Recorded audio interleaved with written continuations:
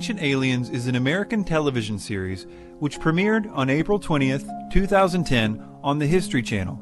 The program presents the so-called ancient astronaut theory, which is the idea that extraterrestrials visited the Earth in the ancient past, and that historical texts, archaeological records, and various legends contain evidence of this contact. I used to believe that the ancient astronaut theory was true. I spent years learning about it from the popular authors, from video presentations and radio shows. I was an enthusiastic promoter of this idea to my friends and family. Although I no longer feel that way, I want you to know that I have no personal reasons to reject this theory. My current worldview could easily accommodate the existence of extraterrestrials. I hope you will come away from this film, even if you disagree with it, saying that I fairly reviewed the claims of ancient aliens without bias and with respect. I hope to show you that this is not a matter of ancient aliens getting a few details wrong here and there and their main premise remaining true. That is not an option in my opinion. I hope to demonstrate to you that they are wrong not on some, but on every single point where they assert an ancient astronaut theory to explain evidence, and that often they are using deceptive means to do this, and sometimes even fabricating evidence to make their points, as we will see.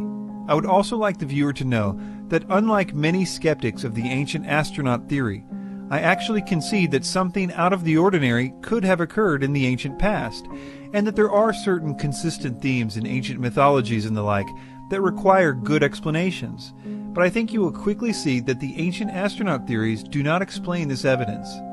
You will notice a number that appears periodically on the bottom right-hand corner of the screen throughout this film. This number will appear when I am making a claim that requires a reference in order to back it up, and it will correspond to a number on the companion website ancientaliensdebunked.com. This film is divided into 3 main sections, and each topic can be viewed independently at the website if you choose. I will occasionally be joined by commentary from Dr. Michael Heiser, one of the few actual scholars who has been willing to interact with the ancient astronaut theory. Dr. Heiser has been one of the most articulate proponents of the skeptical viewpoint of this theory, and has written papers and books, as well as almost a dozen websites on the issues we will be covering in this film. We are happy to have him as a part of this film, and we're happy to have you, the viewer, here as well. I encourage you to have an open mind and enjoy the film.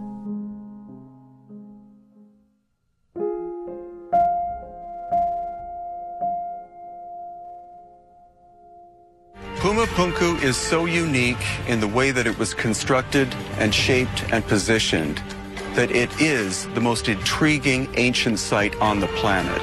While the pyramids at Giza are incredible feat of achievement, compared to Puma Punku, the pyramids are child play. In my opinion, the most significant piece of evidence that we have in this entire ancient astronaut puzzle is Puma Punku in the highland of Bolivia. Well, if Puma Punku is considered such good evidence for the ancient astronaut theory, we should probably start off by looking at it. After all, it's the one that they say was built directly by extraterrestrials. Puma Punku is the only site on planet Earth that, in my opinion, was built directly by extraterrestrials. Ancient Aliens starts off with a false dilemma by making people think that it was absolutely impossible for ancient people to construct Puma Punku, even to the point of making outright false claims. One of the most intriguing things there is that the stones that were used there aren't sandstone, they're granite and diorite. The only stone that's harder than diorite is diamond. So the only way that this could have been achieved is if the tools were tipped with diamonds. This is funny because it's totally wrong. The stones are not granite or diorite at Puma Punku. They are red sandstone and andesite. But this is also funny because of the way that he says it. The stones that were used there aren't sandstone, they're granite and diorite. Well, yeah, actually, it is sandstone.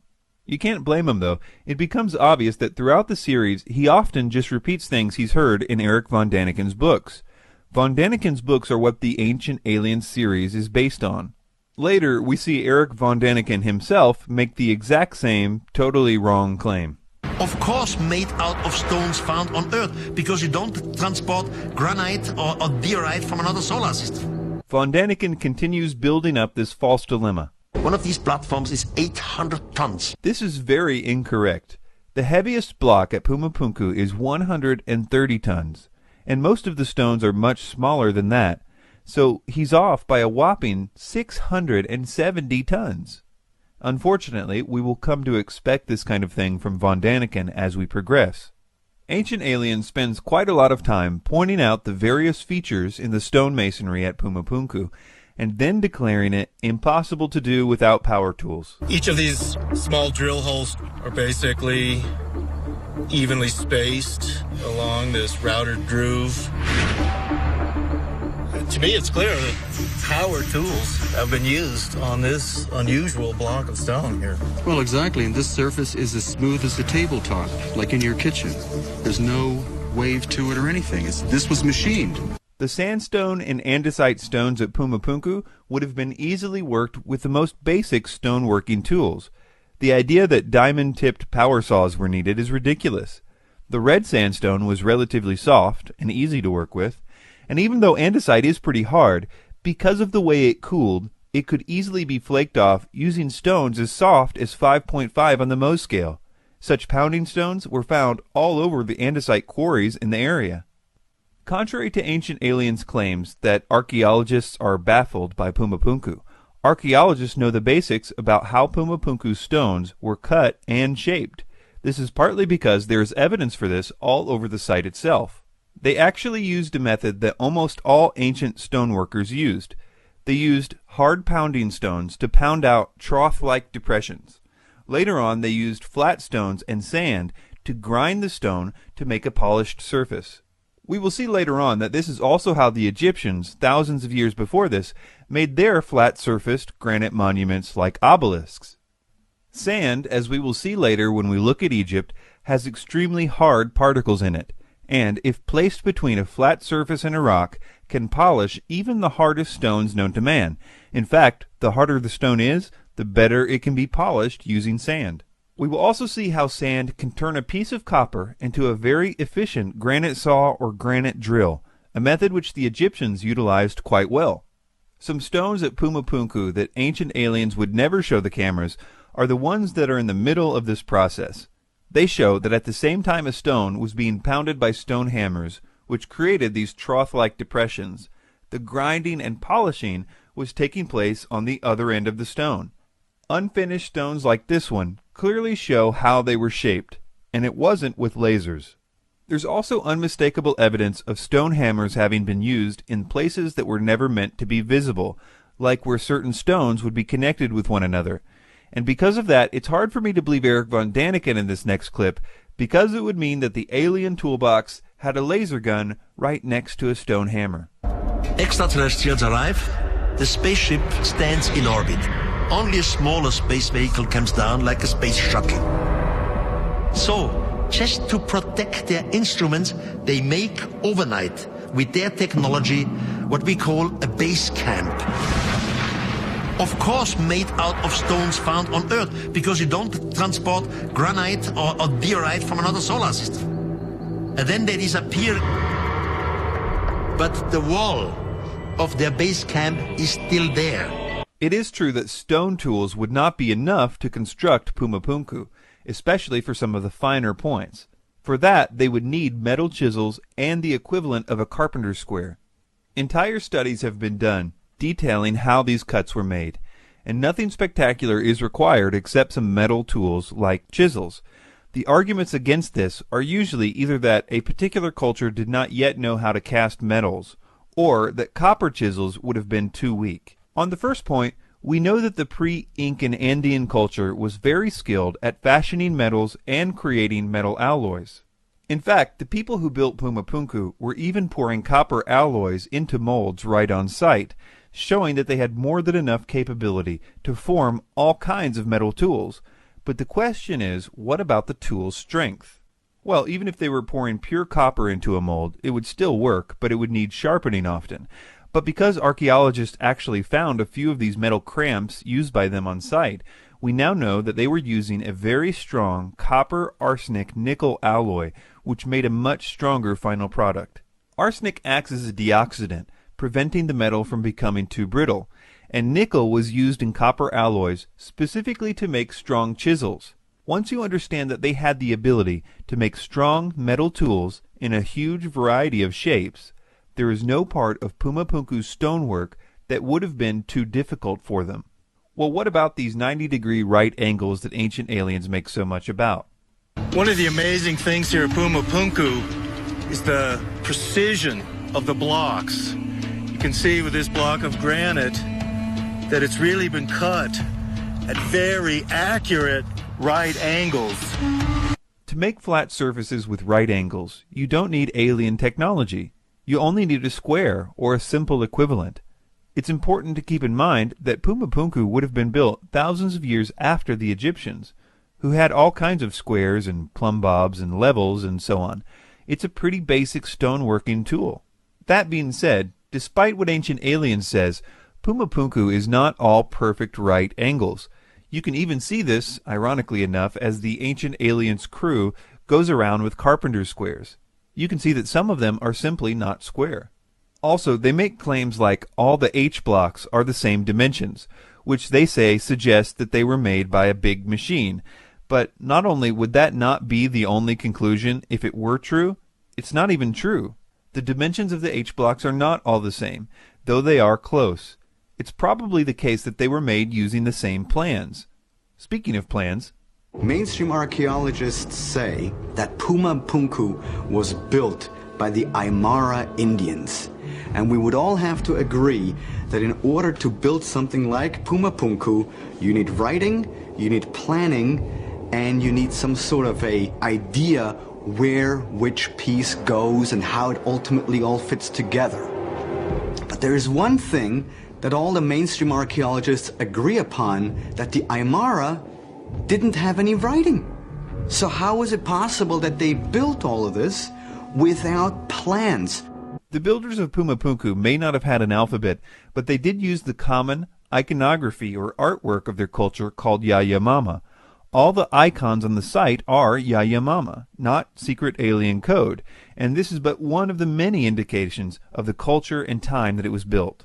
But my point is that like many cultures, they used pictures instead of an alphabet, and most building plans are done through pictures, like blueprints for example. So saying that no alphabet means no planning is pretty ridiculous in my opinion. Well, what about moving the stones and lifting them into place? Surely that would have required levitation. How these massive blocks of granite were moved from their quarries and brought here to Pumapunku would have required some kind of super technology.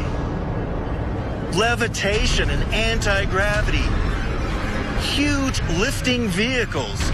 Something that ancient aliens would have had. If they did know how to levitate these stones, then they put far too much effort into creating places in the stones to attach ropes to. Many stones at Pumapunku have grooves several centimeters in width and depth on two adjacent faces for holding ropes. They even had special places cut into the stones that Pumapunku scholars call hoisting grips, all very strange things to do if they could simply levitate these blocks.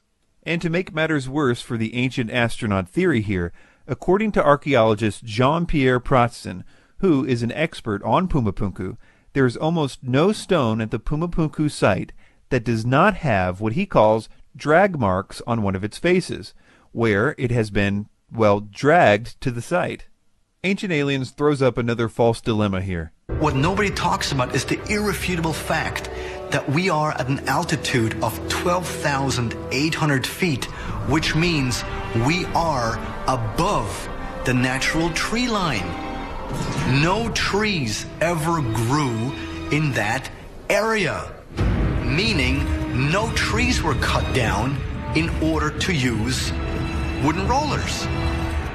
The wooden roller theory falls by the wayside. This is like saying that there's no way that the Egyptians used wood because trees didn't grow in Egypt, which is true.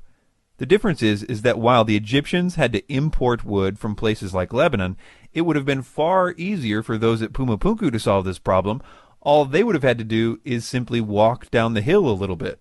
Okay, well, what about this claim? Logic does not exist at Pumapunku because there we have megalithic structures which just lie about this entire site as if ripped apart by some sort of a great force. I propose that logic still exists at Pumapunku, and that the scattered state of the complex can easily be explained. Quoting from archaeologist Alexei Vranich, quote, "The high quality of the stones made it attractive building material for houses, churches, plazas, bridges, even railways." In other words, the stones were pulled down and hauled off by locals for building material. In fact, we have the 400-year-old writings of a visitor to Pumapunku who said that the looting was in full swing even back then. He wrote that if the site was closer to town, he didn't think there would have been any stones left at all. Ancient Alien says that Pumapunku is 17,000 years old. This is what Vranich said of this claim. Quote, "The idea that Tiwanaku is 14,000 years old is based on a rather faulty study done in 1926. Since then, there has been a huge quantity of work, both on the archaeology and the geology of the area, and all data indicates that Tiwanaku existed from around AD 300 to 500. For more information on the faulty study he's referring to here, I will quote at length from Jason Colavito, who has been debunking ancient astronaut theories for years in his books and blogs. He said the following about this claim. Quote, "Tiwanaku is not 17,000 years old. This date derives from the work of Arthur Poznański, who tried to apply archaeoastronomy to the site, but did so in ways that modern scholars do not recognize as legitimate. Poznański proposed a date of 15,000 BP, before present, i.e. 13,000 BCE, which the geniuses on Ancient Aliens misread as 15,000 BCE, adding an extra 2,000 years onto Poznański's already flawed dates. Here's what he did wrong. Poznański assumed that the Kalasasaya temple at Tiwanaku was laid out with perfect accuracy to align to the equinoxes and solstices that he felt but could not prove were important to the Tiwanaku people. Thus, on a certain day, the sun was supposed to rise above one rock at the temple and set behind another. Ah, but which rock should we choose? Since the current ruins do not align with these celestial events accurately, he concluded that the ruins must have been built at a time when they would have aligned with that event. Since the sun and sky change positions at a predictable rate due to the gradual changes in the angle of the Earth's axis, he concluded that the Kalasasaya temple was built in 13,000 BCE as a solar observatory, despite no other evidence of solar astronomy at the site. The long and the short of it is that Poznański assumed celestial alignments and assumed flawless construction, and then used his assumptions to prove that his assumptions were correct. Colavito also has this picture of the site with the caption, "Pick a rock, any rock, one of them must align with something." This site has been dated using a huge variety of methods, things like carbon dating, the type of metals they used, the debris found in certain places, the type of iconography they used. Literally every kind of dating method applied comes to the same conclusion. It was constructed in the early Middle Ages. Before we conclude this section on Pumapunku, there are two other claims I wanted to address. The Spanish conqueror asked the Inca, the people living there, including the king of the Inca, "What is this Pumapunku?" And they all said, "It's not us. It's not our forefather who make this. This were made by the gods in one single night."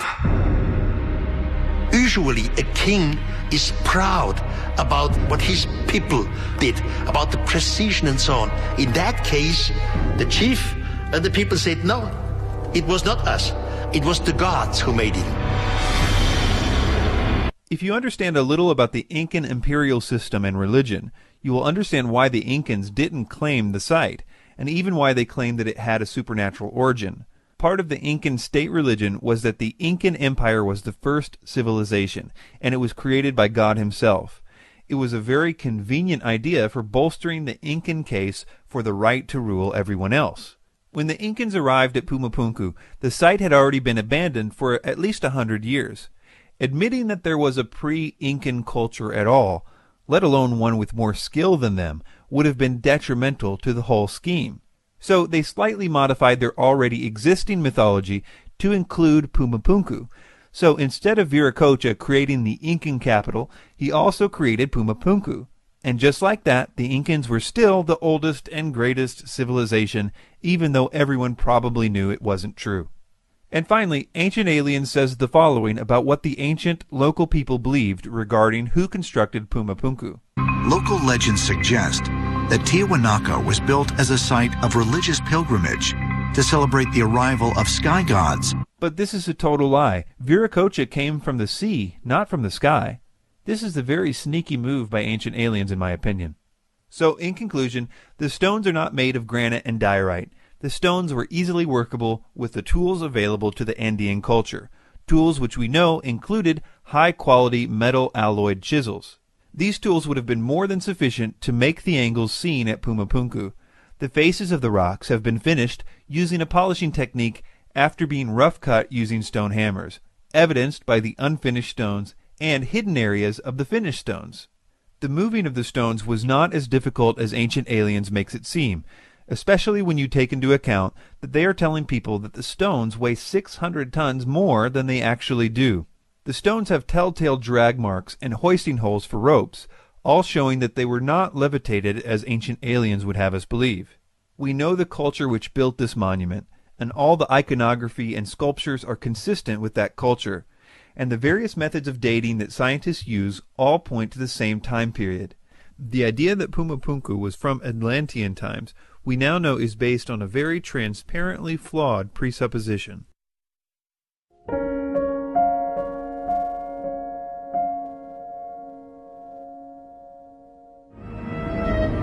Perhaps the most familiar and most mysterious megalithic structure in all the world is the Great Pyramid of Giza. The enormous size and weight of the stones, multiplied by the sheer number of them, makes one thing certain. The construction of the Great Pyramid remains one of the greatest marvels and mysteries of architectural engineering.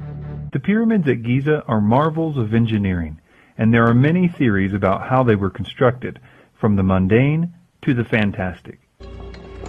There are all kinds of theories on how the Great Pyramid of Giza was built. So many theories, you just sit back and shake your head. And that includes ET visitations, levitating the blocks with some kind of sound system. One place we can learn a lot about Egyptian stone-cutting methods is from the so-called unfinished obelisk.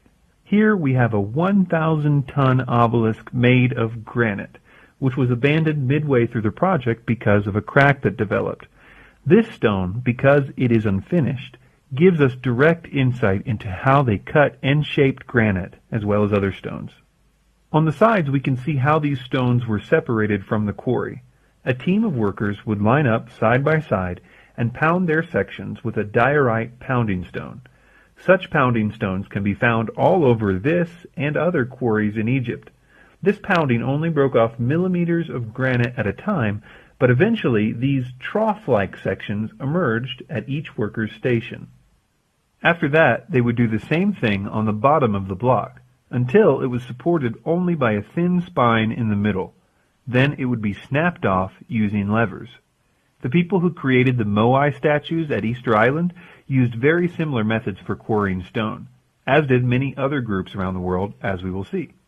After the stones had been roughly shaped using pounding stones, they would then begin to polish them with grinders. There have been many types of stone grinders or polishers found in ancient Egypt. They usually had a handle with a flat surface, which they would use to rub against the stone with sand as the abrasive. They were, well, sanding the stone. The various mineral particles found in sand are hard enough not only to polish hard stones like granite, but also to do what Ancient Aliens tries to make people think is utterly impossible, that is, to cut granite. The Egyptians had a variety of ways to cut granite, mostly involving copper and sand. There are plenty of saw marks on granite stones in Egypt, at the granite quarries, of course, as well as certain notable ones, like the famous granite sarcophagus in the Great Pyramid. The person who was doing the sawing on the sarcophagus sawed for a while at the wrong angle before realizing his mistake and going in the right direction, which left a pretty big mark for us to study. These copper saws came in 3 basic styles. One was a 2-person saw, like an old-time lumber saw. Another type was a small, handheld saw with a wooden handle. And finally, there was a tubular saw for making holes in granite and other stones. These saws are depicted in several Egyptian reliefs. Interestingly, they didn't require saw teeth to work. They only required sand to be placed between the saw and the stones. The sand was what did the cutting. This particular method of stone cutting has been tested by ancient Egyptian tool experts, and not only was it done, but it was apparently quite easy to do. However, sawing granite with copper was expensive, because the copper would wear out somewhat quickly. Therefore, you mostly see granite in ancient Egypt being worked with pounding stones, finished with grinders and chisels. The saw work was reserved primarily for royal projects, like that of the sarcophagus. All of this really makes Ancient Aliens lose credibility, because all throughout the series, they make it sound like working with granite was only possible using diamond-tipped alien power tools.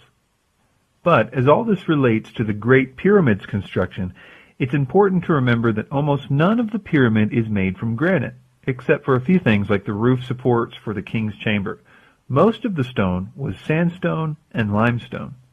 About 85% of the stone used in the construction of the pyramids was relatively soft sandstone, which was quarried right on site. That's right, the Great Pyramid was built right in the middle of a massive sandstone quarry, which was no doubt at least one factor in choosing the location to build it.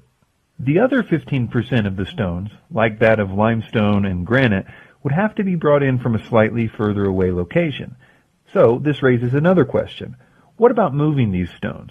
Surely the only way is by levitation, as Ancient Aliens claims. In order to really move massive amounts of stone like that, they would have had to have been levitated, somehow made weightless, and then just moved through the air by some kind of device, perhaps even a handheld kind of device, like some beam weapon. If levitation was the way that the ancient Egyptians moved stones, they had a funny way of showing it, because there are plenty of depictions of them using wooden sleds to move everything from blocks the size and shape of the ones used for the pyramid to massive 1,000-ton monuments and obelisks, all using wooden sleds.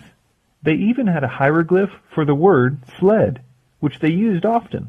In fact, 3 such sleds have been found intact by archaeologists, and they have all kinds of places to attach ropes to. Speaking of ropes, ropes made out of papyrus and other materials have been found in Egypt, some of them with a massive circumference, suggesting that they were used for extremely heavy objects. Boats were used for stones that needed to be imported. In fact, a channel was dug from the Nile to the construction site, so no stone had to be dragged very far anyway. So, what about the construction of the pyramids? How exactly was it done? Part of the reason that the Ancient Aliens perspective is attractive is because some of the other popular theories concerning the pyramid's construction have serious problems, such as the single ramp theory, which would have had to extend out more than a mile and would have had to have more stones in it than the pyramid itself. Another one is the spiral ramp theory. This one is problematic because some of the ledges only had about 2 feet or less to work with, certainly not enough to hold a ledge that would carry workers and stones the size of the ones used. Also, a structure like the pyramid would have had to have been constantly monitored for geometric accuracy as it progressed upwards, because being even a few inches off on a lower level could cause the top to be off by a huge amount, and a spiral ramp would have made it impossible to survey the geometric accuracy of the pyramid as it progressed. Add to this that there's no actual evidence for either of those theories, and you can see why people are looking for alternatives. While doing research for this documentary, I came across a new theory about the pyramid's construction that I had not heard before, At first I planned to mention it only briefly, but the more I heard of this theory, the more convinced I became of its validity. It was proposed not by an Egyptologist, but by an eccentric French architect named Jean-Pierre Houdin. And if Jean-Pierre is correct, knowing how the blocks were raised in the pyramid also happens to explain some of the other mysteries, like the purpose for the odd-shaped Grand Gallery, as well as the purpose of the granite blocks above the king's chamber, and why there were 3 burial chambers cut at different levels in the pyramid, 2 of which were unused. I will very briefly explain this theory, but I highly encourage you to visit the links at the website on your screen, because the specifics of this theory are something that any pyramid enthusiast should be very familiar with, in my opinion.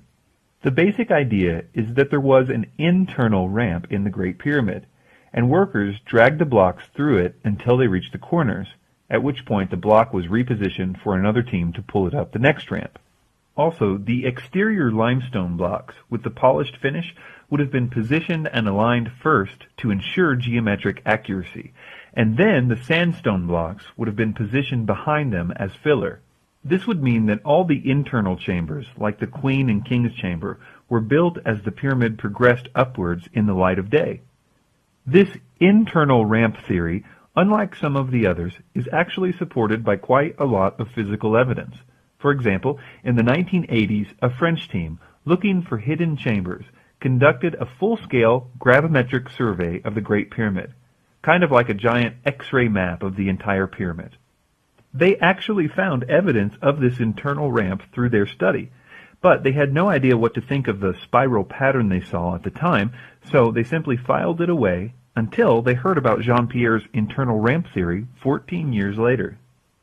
In addition, there is this notch high up on the Great Pyramid, which, according to Jean-Pierre, rests exactly on the 7% grade where you would expect to find the internal ramp, and would be at the exact place where the workers would have lifted the blocks and changed the direction for the pullers.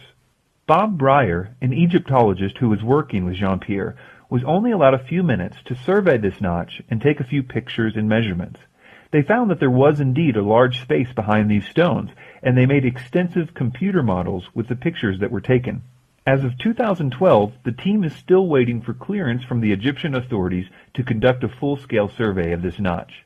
But perhaps even more interesting than this is the purpose for the Grand Gallery and the granite stones above the king's chamber. I mention them together because, according to Jean-Pierre, they are intimately connected. First, it's important to know the main difference between the Great Pyramid and the other 2 pyramids at Giza is that the Great Pyramid's burial chamber was inside the pyramid. The other 2 were underground, cut directly into the bedrock, which meant that in those 2 pyramids, they did not have to worry about the hundreds of thousands of tons of stone above it collapsing onto the tomb. The Great Pyramid was different. Its chambers were in the middle of the pyramid, and because of this, the designer had to get creative to prevent the stones from collapsing in on the chambers. In earlier pyramids in the area, this had been accomplished using a stone roof that came together at an apex, which distributed the weight of the blocks away from the chamber. But for the Great Pyramid, the designer wanted to be more ornate, opting for a flat roof in the king's chamber, which would have easily collapsed if he didn't find a way to distribute the weight of the stones above it away from the roof. He ingeniously added a series of large granite blocks, spaced out evenly above the chamber, capping those stones with the same apex roof idea from the earlier pyramids, which distributed the weight safely away from the king's chamber ceiling. This did indeed solve the problem of the weight of the stones collapsing the chamber, but it caused another problem. How could you get those granite stones up there for placement? They would have been too big for the internal ramp, and too heavy even at a 7% incline. For the solution, we looked to the Grand Gallery. The Grand Gallery has puzzled Egyptologists ever since it was discovered. It's such an odd shape, and it doesn't seem to make sense to construct it the way it's constructed if it's simply a path to get from point A to point B. This has led to much speculation about its purpose. Jean-Pierre has proposed that the Grand Gallery was used as a massive counterweight system, where a wooden trolley was loaded with stones and rigged with ropes, and was used to provide the force to lift the heaviest objects. Basically, it was the equivalent of a freight elevator. There's actually a lot of physical evidence for this too, and it explains all kinds of peculiar details about the Grand Gallery. For example, the odd holes in the so-called benches of the Grand Gallery were used to connect a wooden guide system for the trolley. It also explains why there are remnants of grease as well as scratches along the bottom of the chamber where the trolley would have rubbed against a stone. It was apparently lubricated to make it run smoother. It explains the odd way the stones were worn at the top of the so-called step of the Grand Gallery, exactly where the ropes would have had to be. This area has now been cemented over to make a step, but you can see in the old pictures what it looked like when the first explorers arrived. This freight elevator would have required a small external ramp, which there is some evidence for, and even those who oppose the long, single ramp theory agree that there probably was a small ramp at the beginning of the construction. This ramp would have been dismantled after the completion of the king's chamber, and the stones would have been dragged up the internal ramp to finish the rest of the pyramid. Jean-Pierre and his team have made a lot of converts to this idea, including a number of well-respected Egyptologists and pyramid experts. But as of 2012, they are still in the final stages of being approved by the Egyptian government for more work on the site. Houdin's idea of an internal ramp, I think, is coherent. I think there's good circumstantial evidence for it. If you have watched the National Geographic special on his view, I think you would agree that there is good circumstantial evidence for it. It has a lot of explanatory power for a lot of the fundamental questions. And I think it's important because Houdin's theory depends on a very simple idea in engineering, both in the ancient world and in today's world, and that is the use of weight and counterweight, using the weight of one object to lift an object of greater weight. Whether or not this theory proves to be perfectly true in every respect will hopefully soon be seen. But I at least hope that by now most of us can see that these construction techniques are well within the capability of mankind to conceive of and to do without the intervention of aliens.